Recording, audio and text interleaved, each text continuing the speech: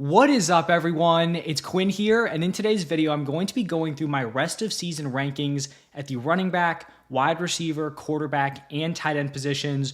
We're hitting all the positions in one video. It's going to be my top 40 running backs, top 40 wide receivers, and then my top 20 quarterbacks and tight ends. If you guys enjoy the video, you find it helpful, do me a huge favor, hit that like button and subscribe. Any questions, drop them down below. And if you think some players should be higher or lower, would love to hear it. Obviously, certain players are higher upside guys. Some players are safer. Some have more job security. Some are shorter term plays, longer term plays. A lot of it's going to come down to what you personally value for fantasy. But let's just dive right into the running back position here. I'm not going to be going crazy in depth on every single guy, because if I'm doing every position, we'd literally be here for hours. But starting off here in tier one, I have Saquon Barkley, Alvin Kamara, Breece Hall, Kyren Williams. I don't think there's going to be a ton of controversy ranking these guys highly. Saquon's obviously been an absolute monster through the first few weeks here. Alvin Kamara, maybe he seems a little bit more fragile because he's a little bit up there in age, but his usage has been insane. Breece Hall maybe seems like the sketchy guy within this tier because he hasn't been great to start off the season. You have Braylon Allen kind of eating into his workload a little bit, but I believe in Breece as a player. I think this Jets offense is going to get better, and I think Breece is going to start stacking solid performances before we see Braylon Allen really cutting into his workload here. So I still like Breece. And then for Kyren Williams, he has just been dominating the usage. I know there were rumblings coming into the season about Blake Corum, this turning into somewhat of a committee. Blake Corum has been a complete non-factor through 4 weeks. This is Kyren Williams' backfield. He's leading all running backs in red zone touches, over 23 opportunities a game. Kyren Williams, in my opinion, has to be up here in tier one. Now looking at tier two, still some very strong running backs here. RB1's rest of season. My RB5 is going to be Jahmyr Gibbs. He has been very solid through the first few weeks here, and I think there's still some more meat on the bone here for Jahmyr Gibbs. He's given you 17 plus points per game, and he is not even hitting as a pass catcher yet. We haven't really gotten the game script where the Lions are trailing and they're just feeding Jahmyr Gibbs through the air. So I think there's more upside here. I think the fact that he's kind of splitting his workload with David Montgomery, obviously it's capping his peak upside, but I think it is saving him a little bit. The injury risk is a little bit less there. And if David Montgomery were to go down, he still has that extra upside built in. Then I have Derrick Henry. The dude's been a monster through 4 weeks. As long as the Ravens can continue to get these early leads and Henry's able to play in a favorable game script, he's going to be a locked-in running back one. You're just hoping the dude doesn't run out of gas here, right? Up there in age at the running back position, a lot of tread on the tires, but it doesn't seem like he's slowing down. And if he keeps it rolling, obviously he is going to be a running back one rest of season. Then I have Bijan Robinson. And if you're watching this after the Thursday night game, I'm recording this before that happens. And Bijan's the one player here where I really would kind of like to watch that Thursday night game before I rank him this highly, because if he goes out and he's in a solid split with Tyler Algier, pretty much disregard this ranking because he would be ranked much lower. But the first 3 weeks, he had very strong usage.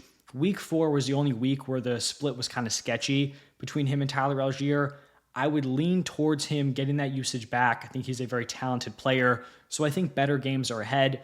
But if you go out, watch the Thursday night game, and Tyler Algier is ultra involved, then, probably pivoting here on this Bijan Robinson ranking. Then I have Kenneth Walker. The dude has been very good in the 2 full games he's played in, obviously coming off of that amazing Monday night game. He's getting involved as a pass catcher. We know he's a great pure runner. The Seahawks offense is putting up points. You have to feel really good about Kenneth Walker.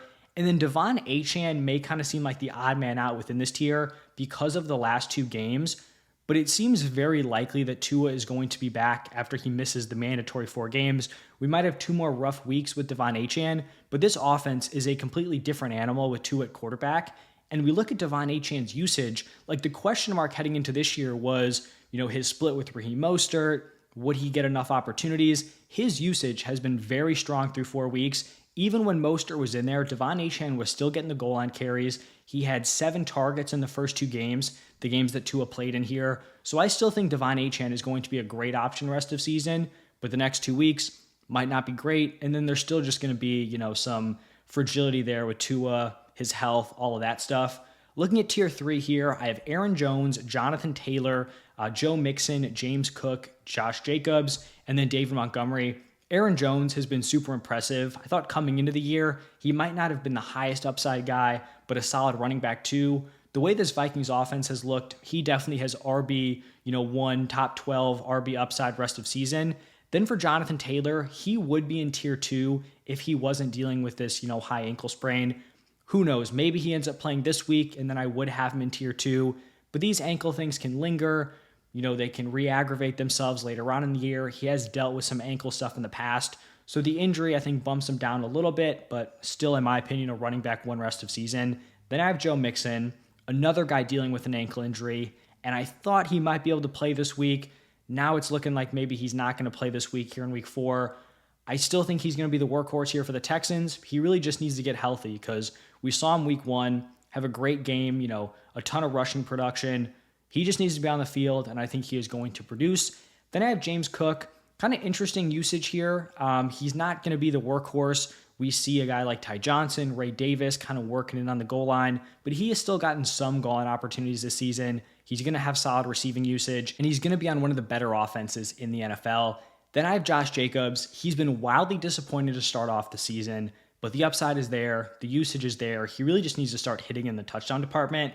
And then my running back 15, David Montgomery, he's been really strong in the first few weeks here. I do think he's going to come back down to earth just a little bit. I will say his receiving production so far has been encouraging. I mean, he almost has as much receiving production in the first 4 weeks than he did all of last season. I don't think it's great for him that Jahmyr Gibbs is taking those goal line snaps. If he could dominate those, I would have him higher. But the fact that Jahmyr Gibbs got 2 of those opportunities in week 4, I don't think is great. He's still going to be a strong option on a run-heavy team, but I do think there are going to be certain game scripts where if they're super pass-heavy, it's going to be the Jahmyr Gibbs game. And I don't think he has the highest floor because he is fairly touchdown dependent, but still someone like high-end RB2. And if Jahmyr Gibbs were to go down, I mean, he's probably like a top 3 running back week to week if Jahmyr Gibbs is not in the lineup. Then looking at tier 4, kind of an interesting spot here. We have Jordan Mason, James Conner, Brian Robinson Jr., and Christian McCaffrey. I want to talk about these 49ers running backs together because this is definitely like a very ambiguous situation. It's like, how are you viewing this injury? If you think CMC is going to return soon, you're obviously lower on Mason, higher on CMC. If you think this injury is going to linger, you're obviously more in on Jordan Mason. I guess the way that I'm viewing this is we're hearing Christian McCaffrey like early November return, which means we could be getting like 4 or 5 more like high-end RB1 games out of Jordan Mason. The thing is though, like if CMC comes back, I still think we're going to have some sort of split between these two, but like if they're playing CMC, he's probably healthy, and like a healthy CMC is the clear top running back in this backfield. I know Mason's been really good. He's been solid on the ground, but CMC is a great pure runner and then also is pretty much like a wide receiver out there. They're really not comparable as players. So it's just this weird spot where like if you have Mason, you're kind of buying into CMC continuing to miss time. If you have CMC, you're just hoping he comes back in the next like 4 or 5 weeks and then is able to have a solid workload. Just a weird spot. Like if you had one of these guys higher or lower, I'd be cool with it. It's kind of a tough one to evaluate. Then in between them, I have James Conner, my running back 17. Cardinals offense hasn't been great. His usage has been fine. I guess the one concern I have is that if this Cardinals team doesn't have a great record moving forward, do they start to try to see what they have with Trey Benson, get him more involved because he's probably going to be their running back of the future? And then Brian Robinson Jr., he's been very productive. I do think maybe he's going to come back down to earth a little bit because the Commanders have had some solid matchups, against some weaker defenses. As the matchups get a little bit tougher, you still have Eckler there who's involved. Jaden Daniels is obviously going to be vulturing on the goal line. I think he settles in more to like this mid-tier RB2 territory. Tier 5, we have Tony Pollard, Travis Etienne, and J.K. Dobbins. This Etienne ranking is kind of depressing. He's someone I was interested in coming into this year. I think I had him like a back-end round 2 pick. The usage hasn't been great. This Jaguars offense has been disappointing. It's tough to be super excited about him at this point. Tony Pollard, someone who came into the year seemingly in like a 50-50 split with Tajay Spears, he is definitely their top dog. It's just the fact that this offense is rough, so the weekly floor isn't super high. The upside is kind of capped, but still someone who I think is very solid as a running back too. And then for J.K. Dobbins here, really impressive first 2 weeks. The last 2 have not been great. Don't know how efficient this rushing attack is going to be moving forward.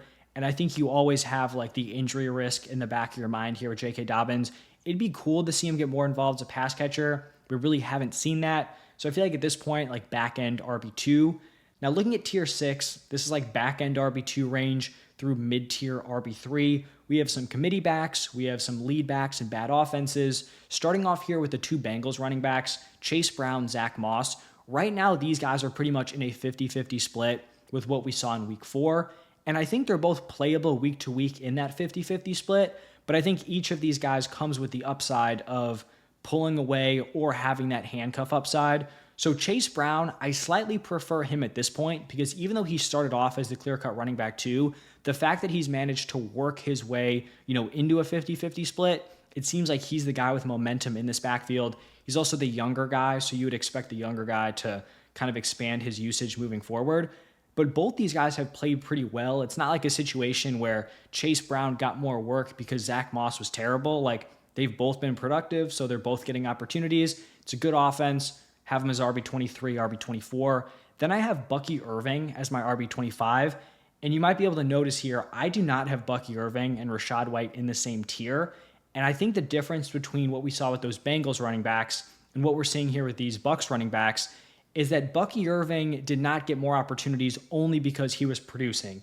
He got more opportunities because he looked good and Rachaad White looked bad. So the fact that Bucky Irving has already gained ground in this backfield, it's pretty much a 50-50 split with what we've seen for them. I mean, Bucky Irving, 4 games, Rachaad White, 2+ years. I think Bucky Irving's the better player here. So I think if one of these dudes is going to pull away rest of season, it would be Bucky Irving, which is why I have Rachaad White in a tier lower. Then I have Chuba Hubbard. I also have Jonathan Brooks at the bottom of this tier. I really thought that Jonathan Brooks would have his practice window opened this week. He did not, which is fairly concerning because I felt like the 4 weeks, putting him on PUP, I thought that was the Panthers kind of playing it safe, being conservative with him. But if he's not ready to practice here in week 5, that is not ideal because it's like we haven't gotten negative reports, but the time he tore his ACL, like if it wasn't, this extra thing where he's tearing multiple things, it's not just like a clean tear, he should be ready to come back right about now. I do like the talent of Jonathan Brooks, which is why I still have him in this tier. I still would not rule out like him coming back and being a really nice option to end the season, but Chuba Hubbard's producing. Seems like he's going to be the clear-cut running back 1 for maybe at least a couple of weeks at this point. So he's my running back 26. Then I have Devin Singletary, kind of like the Cleed lead back, but on this Giants offense, which isn't super fun. Najee Harris, kind of a similar thing. He really hasn't been all that great, but you got these other running backs banged up. Cordero Patterson, Arthur Smith really seems to like him, but is Cordero Patterson really going to be the RB1 for the Steelers? And then Jaylen Warren. I really like Warren. It seems like Arthur Smith does not. He's also been banged up throughout training camp. Now he's dealing with a knee injury. So it's going to be tough for him to kind of build that momentum if he's not actually out there on the field. Then I have Ramondre Stevenson, kind of in a sketchy spot right now where we have Gerard Mayo talking about how he might be benched. That is obviously not ideal for Ramondre. I still think rest of season he's going to be the running back 1. Even if his usage looks bad in week 5, I expect him to kind of earn those opportunities back. I think they like Ramondre. We also have to remember, Antonio Gibson is not necessarily the picture-perfect, ball security guy. So, that's been the issue with Ramondre. 4 fumbles, 4 games. I think even if the usage is bad, he'll be able to work back, to close to what he had to start off the season. It's just that the upside is limited in a bad offense. Then I have DeAndre Swift, a dude who was completely terrible through 3 weeks, probably the worst running back in the NFL. Then he goes out week 4, looks impressive. I'm not convinced that week 4 dude is what we're going to see moving forward. There were rumblings that Roschon Johnson, could potentially take over. I still don't think that's out of the question. And then I already talked about Jonathan Brooks here. And then we have tier 7, the final tier, back-end RB3s through our higher-end running back 4s. Just going to run through the names. Rachaad White, Austin Eckler, Braylon Allen, Kareem Hunt, Zach Charbonnet, Javonte Williams, Rico Dowdle, Nick Chubb, Jerome Ford. We've got some running back 2s, some, leaders of gross backfields. For Rachaad White, like I talked about, he's in a 50-50 split right now. But if I had to guess, is it him or Bucky Irving gaining momentum rest of season? I prefer Bucky here. And it's also just not that great of a backfield. This is not the Bengals backfield. I'm trying to think of some other top ones, Seahawks, but that's not really a 50-50 split. So Rachaad White, RB32. I have Austin Eckler here. He's been solid through 3 weeks. His backup in week 4 had a big game. I think he got into the end zone twice. So Maybe the production doesn't stick as they face better defenses, but he's clearly relevant and is a fine weekly play at this point. For Braylon Allen, he has some weekly upside, but he also is just like the elite handcuff. If Breece Hall goes down, I mean, Braylon Allen, like lock him in as a top 10, maybe even top 5 guy every single week. Kareem Hunt's kind of tough because right now he's lined up as the Chiefs running back 1, but I don't think it's a super secure role. We're not quite sure how long Isaiah Pacheco is going to be out. Like it could be a full season thing or like Pacheco does not return in the regular season. But then we're also looking at Carson Steele last week as the running back 1. One drive into that game, he fumbles, and it's like he's no longer the guy. So Kareem Hunt definitely is playable at this point, but things could change really at any point. Then we have Zach Charbonnet. Don't think he's going to be super relevant week to week, but like we saw in week 2 and week 3, if Kenneth Walker misses any time, Zach Charbonnet is a fantastic handcuff option and deserves to be rostered just based on that. Like you don't have many dudes where someone goes down, they're a locked in top 10 player. Zach Charbonnet is that guy. Then we have Javonte, just a leader of a really, really bad backfield. The usage hasn't been terrible, especially in week 4, but the production is not there. Kind of similar to Rico Dowdle. And then to wrap it up with these Broncos running backs, Nick Chubb, Jerome Ford. Ford's been a decent fantasy option, but I do think that when Nick Chubb comes back, they've opened his practice window. Don't think he's going to play here in week 5, but week 6, week 7, we'll see. I do think when Nick Chubb gets back, they are going to at least give him the opportunity to be the lead guy. I don't think he's going to be the same player coming off the knee injury that he is coming off of. But if this is a split, kind of gross, not a backfield I want to be super involved in. So more of like that, RB4 area. And then I guess a couple of honorable mentions, Jaylen Warren, Tajay Spears. Warren, like I said, I like him. Tajay Spears, maybe he gets like a Chase Brown push in this Titans backfield as like the younger option, getting more opportunities, but not the best backfield to be a part of there for the Titans. So that is the running back position. Now we are going to shift over to the top 40 wide receivers. And starting off here in tier 1, I have Justin Jefferson, CeeDee Lamb, Jamar Chase, Nico Collins, Amon-Ra St. Brown, and Malik Nabers. Jefferson's proven production. CeeDee Lamb has proven it. Jamar Chase, he's giving you solid production year 1, year 2. This could be the huge breakout here, and I believe year 4. And then Nico Collins. The dude has been an absolute animal through 4 weeks. He is clearly a stud wide receiver 1, even with the target competition paired with CJ Stroud. Amon-Ra St. Brown, very high weekly floor, I guess with the exception of week 1. Just a steady option here as a top tier wide receiver. And then the last guy, a massive riser. I was high on him heading into the year. I didn't think Malik Nabers had this kind of start in him. I know he's dealing with a concussion right now, might not play in week 5, but his production has been so insane as a rookie. So I think he's got to belong here in tier 1. Now we have a very, very small tier 2. It's Tyreek Hill and it's AJ Brown. For Tyreek Hill here, he's in this weird spot where he was drafted pretty consensus as the number 2 option. And 4 weeks into the season, we don't even feel great starting him. But like I talked about with Achane, I think we're going to get Tua back after he misses the mandatory 4 games. And at that point, Tyreek Hill goes from a gross wide receiver 2 flex play, I think right back up into high-end wide receiver 1 production. That's what we've seen when those two have been out there together. So I think he takes a little hit, just with the short-term lack of upside, but I think he bounces back into tier 1 after a couple more weeks. And then AJ Brown, he's dealt with an injury. I would expect him to return in week 6 after the Eagles bye.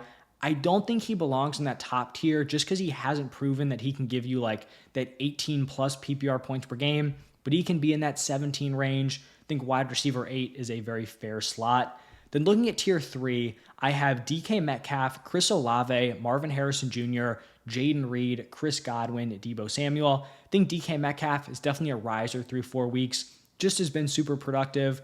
I liked Chris Olave heading into the season, had a rough start week 1, week 2, week 3, week 4, have all been very solid. Marvin Harrison Jr. has had a very strong start to his rookie season. I've talked about this a few times. It seems like it's flying under the radar a little bit. And if it was pretty much any other year, he'd be getting a lot of hype. It's just the fact that Malik Nabers is going out there and producing wide receiver 1 fantasy numbers. So it seems like Marvin Harrison Jr. is just another guy. This production is still very strong out of him as a rookie.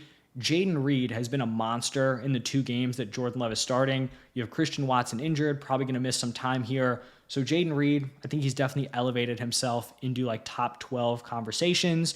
Then I have Chris Godwin here, my wide receiver 13. I believe he is the wide receiver 5 in points per game to start off the year. I liked Chris Godwin heading into the season. I thought he would kind of even up his production with Mike Evans. So far, he has been the better option. And if I had to pick one of these dudes rest of season, it would be CG. And then the final guy in this tier is going to be Deebo Samuel, returned from injury in week 4.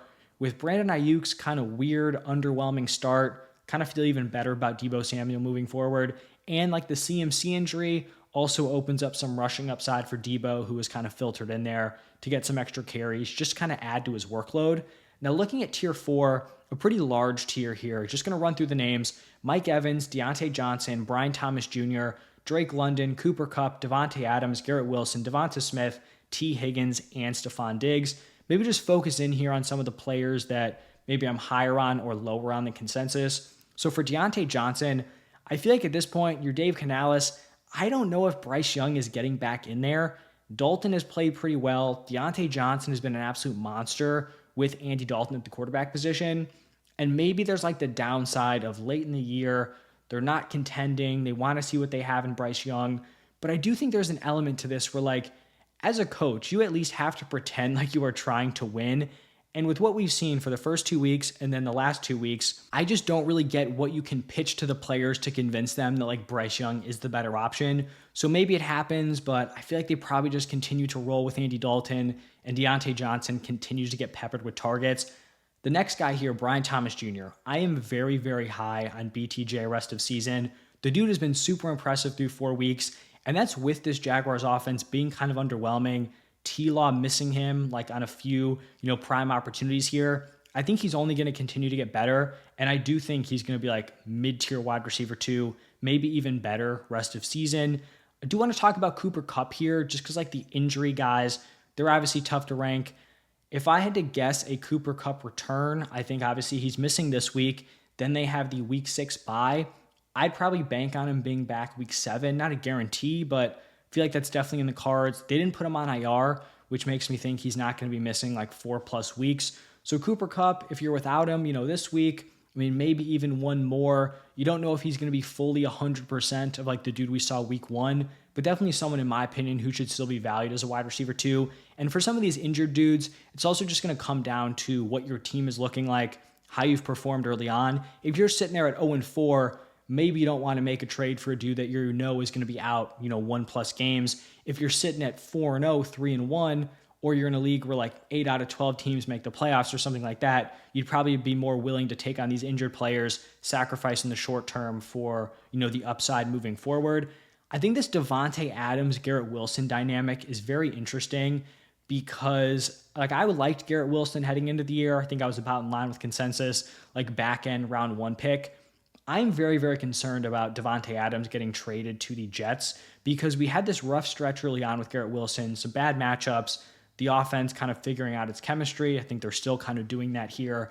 But now we're getting into a spot where Devontae Adams may be joining this Jets wide receiver room. It seems like if Adams is getting traded, that is like by far the most likely landing spot. And if he wants out and the Raiders are cool trading him, like it seems like this is something that's actually going to happen.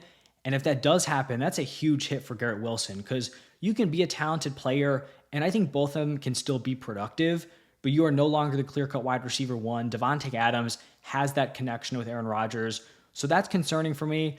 I also don't know if it's like the best landing spot for Devontae Adams because just like Garrett Wilson, Devontae Adams is also going to be competing with a very, very talented wide receiver here. So I think both of them, like wide receiver 20, 21, that's kind of where I'm settling. I have like the top tier wide receiver 2s with Devonta Smith, T. Higgins, like the number 2s on their offenses behind the stud quarterback 1. And then the final guy in this tier, Stephon Diggs, pretty impressive start through 4 weeks. Now looking at tier 5, we have Puka Nacua, Brandon Ayuk, Terry McLaurin, Jamison Williams, Xavier Worthy, Jalen Waddle, Rashid Shaheed, and DJ Moore. So Puka's the first guy here, dealing with an injury, obviously. Once again, tough to kind of rank him. I believe he went down in week 1, so this would be like 4 weeks out. They have the bye in week 6. Maybe we're looking at like a week 7, week 8, week 9 return. Definitely seems a little bit more up in the air than Cooper Kupp, who it seems like is trending towards, returning after the bye. But once again, like if Puka's healthy, he's obviously ranked way higher than this. I had him ranked, I think, like my wide receiver 8, wide receiver 9, I think number 8 heading into the season. So the talent's there. It's just about his health at this point. Brandon Ayuk, I feel like he needed to get docked at this point.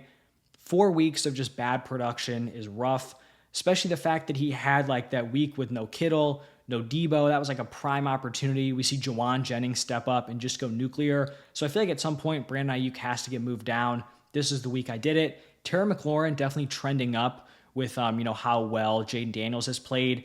Jameson Williams, I think someone who definitely could be a wide receiver 2 rest of season. The volume has been decent. Obviously, he has the big play upside on a very, very good offense.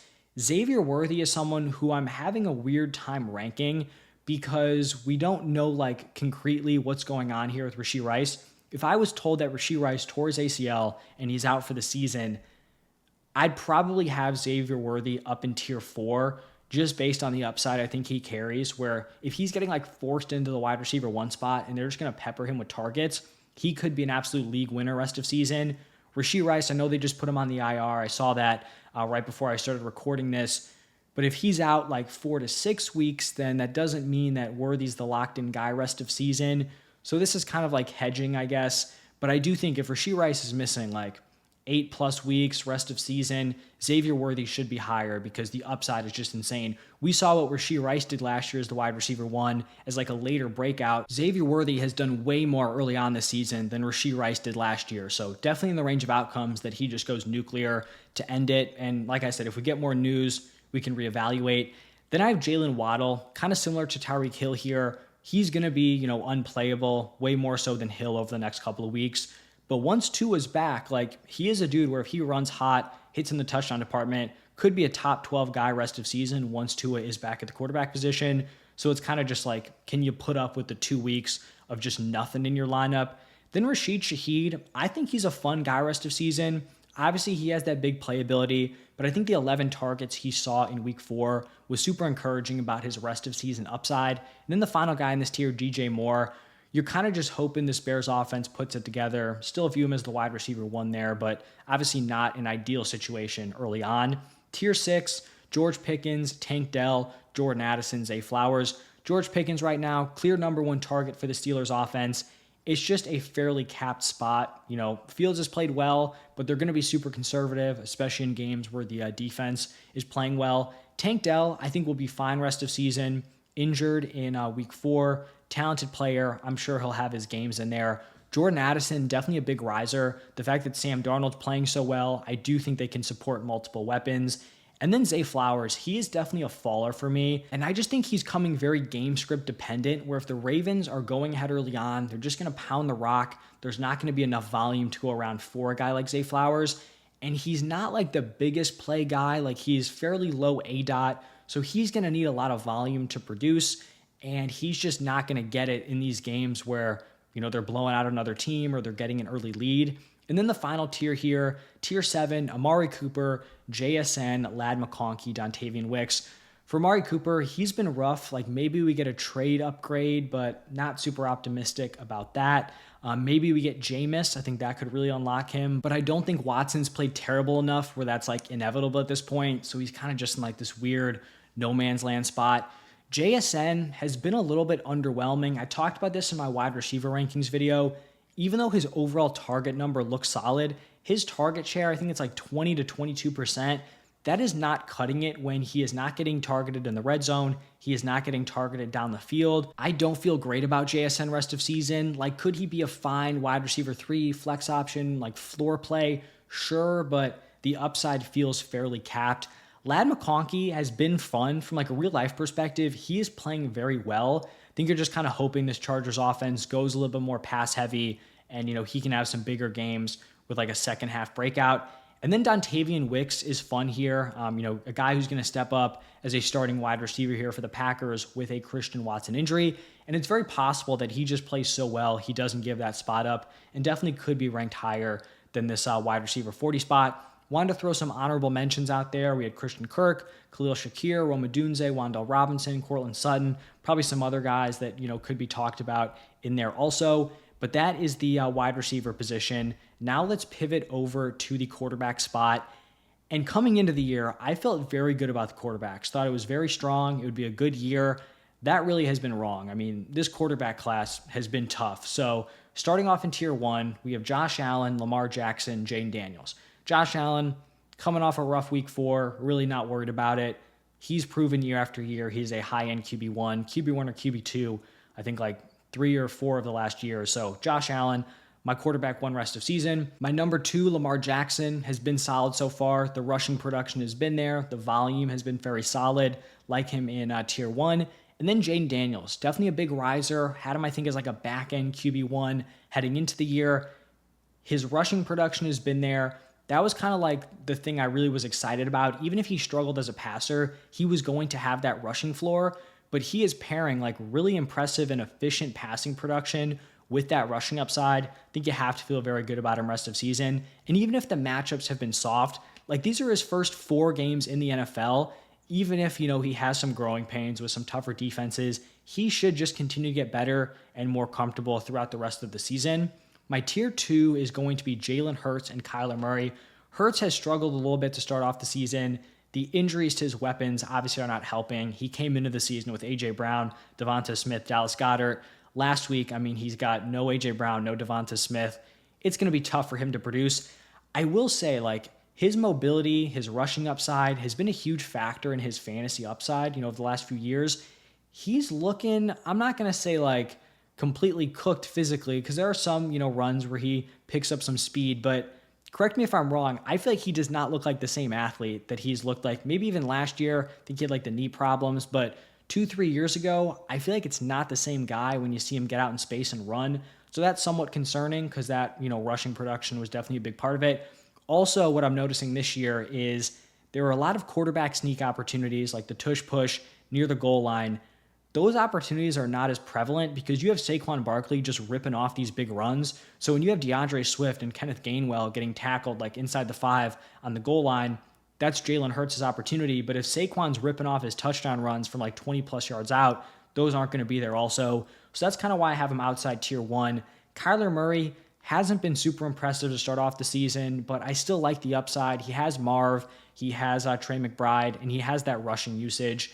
And then tier 3, this is a very, very large tier. I feel like we've got some pocket passers and then maybe some sketchier mobile guys within this tier. I have CJ Stroud, Joe Burrow, Justin Fields, Anthony Richardson, Jordan Love, Dak Prescott, and Dak Purdy. CJ Stroud, I'm not going to say he's been bad or, rough to start off the season, but I think with these weapons, we were expecting some pretty nuclear passing games. We really haven't gotten that so far. Definitely could happen in the future, but I think, it's fair to have him in tier 3. If he just went out ripping it out of the gate, you could definitely make a push for him to be in that tier 2 spot. Joe Burrow, I think with his weapons, Jamar Chase, T. Higgins, is going to be a solid mid-tier quarterback 1. And then these Fields-Richardson rankings, I feel like is where it kind of gets sketchy because you're ranking floor and job security with the upside these guys have. Because for Justin Fields, if you told me he was the locked-in starter rest of season, Russ out of the picture, Tomlin came out, said Justin Fields is our guy no matter what rest of season, I would have Fields up in tier 2. That's how highly I would view him. The problem is if he goes out and lays a stinker here in week 5, he might not even be the starter next week. So if you have one guy on your roster, you only want to roster one quarterback and you want to play it safe, you'd probably prefer a Jordan Love, a Dak Prescott, a Brock Purdy, but maybe you have 2 quarterbacks or there's going to be someone decent on waivers, you're shooting for that upside, that would be Justin Fields. Kind of a similar situation here with Anthony Richardson, but it's less about job security and more about him just being bad. The first 3 weeks were not good from Richardson. The passing production was pretty much non-existent. The rushing production was also underwhelming. I will say week 4, the game where he got injured, he led, I think, a touchdown drive on the first possession, and then the next possession he got hurt, but he led them into the red zone. So he was looking good. This is a solid matchup here in week 5, and I still think the upside is there.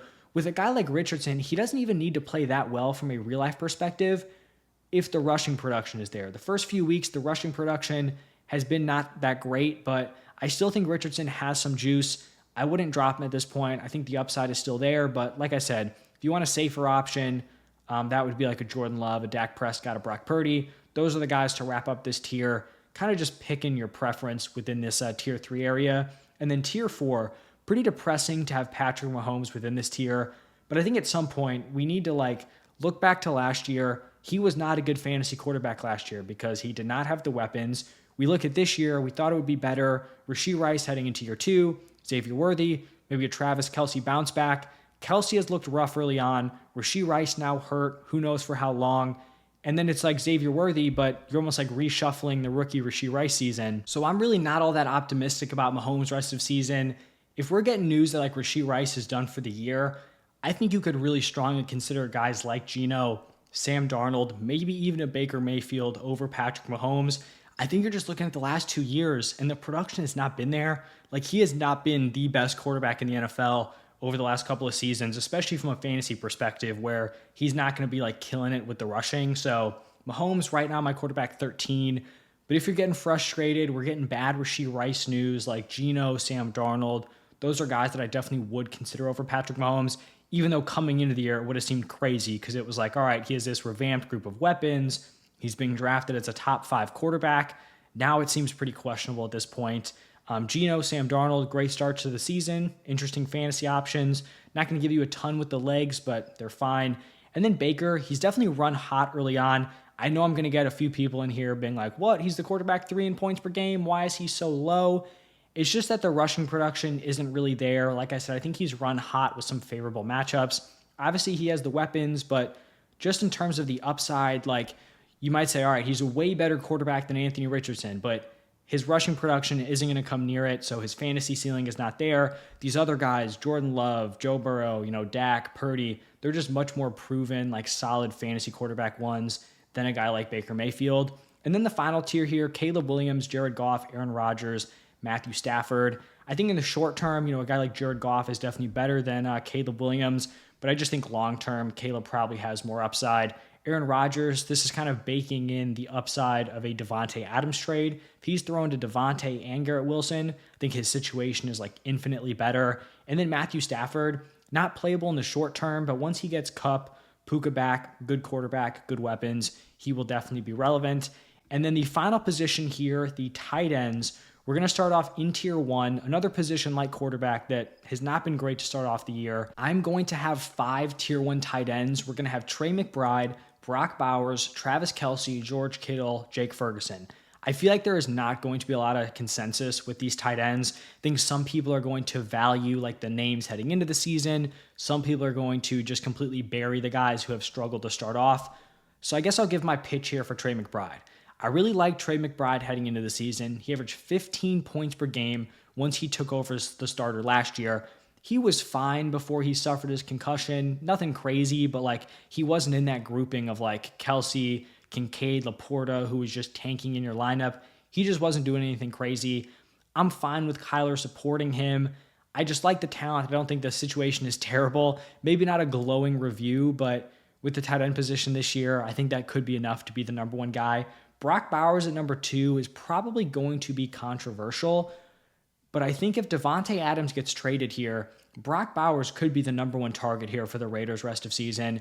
I think they're going to be forced to use him way more. Like his route participation before the Michael Mayer and Davante Adams injuries, like wasn't insane.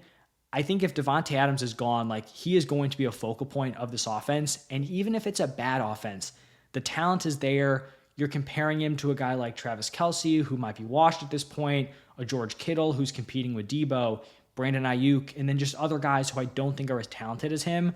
I'd be fine betting on like the young player who's going to get a lot of opportunities and, just hope he kind of pans out and gets into the end zone like 5-6 times. You're obviously not banking on like double-digit touchdowns, but if he can just hit a little bit, I think he'll be fun.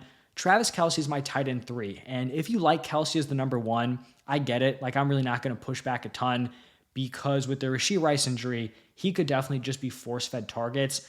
My thing is like, if you had Rashee Rice out there and defenses are giving, him some focus and they were already kind of, complaining about, oh, Kelce's getting double teamed. That's why he's not getting the ball as much.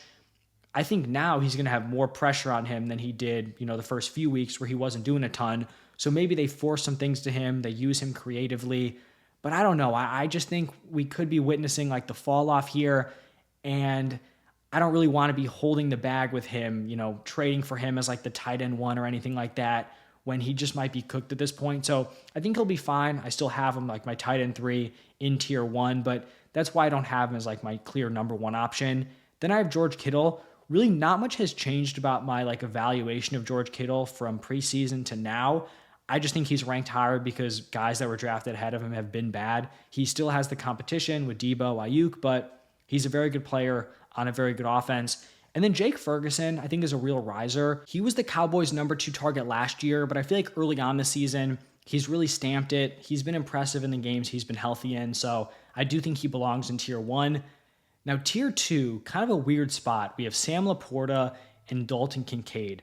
Laporta has been insanely disappointing heading into the season. I think there was some concern with him being a little touchdown dependent last year, but I think you could make the pitch like rookie year, historic fantasy production at the tight end position. Even if he doesn't hit, quite as much in the touchdown department, he could command more volume, just be a better overall option. That has not been the case through the first few weeks here. It's been bad. I think the talent's there. They're on bye. Maybe they get things right moving forward, but I can't have him in tier 1 after what we've seen through 4 weeks. And then for Kincaid, the bet on Kincaid was that he was going to take a leap in this offense. He had the upside to be Josh Allen's number 1 target. His usage, his route participation is not indicative of the Bills wanting him to be this guy. I think he was at like a 60% route participation in week 4. That is just not good enough. So I still think he's here because he's in a good offense. He always has the potential to kind of expand his role, but I've been pretty disappointed in what I've seen, not necessarily out of him as a player, but the usage has been pretty disappointing. Tier 3, a pretty large tier, probably not going to be a ton of consensus. I have David Njoku, Dallas Goedert, TJ Hawkinson, Pat Freiermuth, Evan Ingram, Cole Kmet, and Tucker Kraft. So some of these dudes coming off of injuries. We have David Njoku, might not play this week with the ankle, but should be back soon. I just think within this tier, David Njoku is probably the best player, especially if we're taking into account like Hawkinson coming off the ACL. It's just that his situation isn't great, but I do think he's someone who's pretty good after the catch. Even though Deshaun Watson hasn't played well, there's been a lot of passing volume, so he could command a decent amount of targets and be interesting. Dallas Goedert had that monster game. He's been decent, especially with the injuries to A.J. Brown and Devonta Smith. But once those guys are back, I feel like he probably just regresses back into like low upside, back end, tight end 1 production. TJ Hawkinson, I really wasn't high on him heading into the year. You're looking at him coming off a torn ACL, the offensive situation, the quarterback play, kind of up in the air. He's probably going to be the number 3 target behind Justin Jefferson, Jordan Addison. But things have definitely kind of worked out in the favor of TJ Hawkinson. First of all, Sam Darnold's going out. He's balling. The volume, the touchdown upside is going to be there for a guy like TJ Hawkinson. It seems like his return timetable could be within the next couple of weeks, which is also interesting. Next 2-3 weeks maybe. And then also just the rest of the position has been in shambles. So like maybe if the rest of the tight end position was living up to expectation, he'd be more in like the high end tight end 2 range. But for me, he's a top 10 guy just with how bad the position's been. Then I have Pat Freiermuth. The usage has been decent. He's coming off his best fantasy game. He's the number 2 target on this Steelers offense. It's just not the best offense to be the number 2 on. Then I have Evan Ingram, coming off an injury here, could return this week. I just think with this Jaguars offense kind of struggling, you have Christian Kirk in there operating in the middle. I know people really liked Evan Ingram coming into this year because he had like that crazy end to last year, but a lot of that was with Christian Kirk out of the lineup. His splits with and without Christian Kirk are very extreme. So if Christian Kirk is healthy, I don't think Evan Ingram has much upside, and I don't think he's going to be like this high target earner, especially you add in a dude like Brian Thomas Jr., who's just a beast. So probably not as high on Evan Ingram as most. And then a couple more guys here, Cole Kmet, Tucker Kraft, same division. Looks like Cole Kmet has kind of pulled away here as the running back 1, just obviously not the best offensive situation. Tucker Kraft, definitely a better offensive situation, but I don't know if his role is quite as secure because it's not production or it's not usage we saw week 2, week 3, so who knows if he maintains it. And then in tier 4 here, guys who I think are still playable but a little sketchy, we have Taysom Hill, Isaiah Likely, and Tyler Conklin. For Taysom Hill, if he's healthy, he's always live to get into the end zone, a time or two. We saw 2 touchdowns in week 4 before he left with injury, but his floor is also very, very low because he doesn't have a target floor. Like he's not guaranteed 3, 4, 5 carries. He could give you 6 carries for 40 yards and 2 touchdowns, and he could also give you 2 carries for 5 yards and literally no receptions. That floor is just non-existent out of him. So like, he's a fine weekly play, but definitely a little sketchy. Isaiah Likely, after the big week 1, has pretty much been a non-factor. It still seems like he's the better option over Mark Andrews just based on his usage, but tough to feel great about either of those guys. Then I have Tyler Conklin. He hasn't been great, but his route participation has been really strong. One of the best, if not the best, at the tight end position. I think if this offense starts to click, he is someone who is playable. And then tier 5, this is honestly a very depressing tier. We have Hunter Henry in the middle, who like fine, kind of belongs here, but Kyle Pitts, tight end 18, Mark Andrews, tight end 20.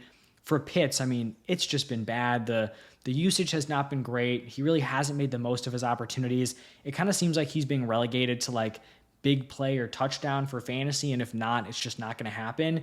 And then for Mark Andrews here, I mean, the usage has been insanely bad. I can't think of a time we had this tight end who year after year was, regarded as one of the best receiving tight ends in the NFL.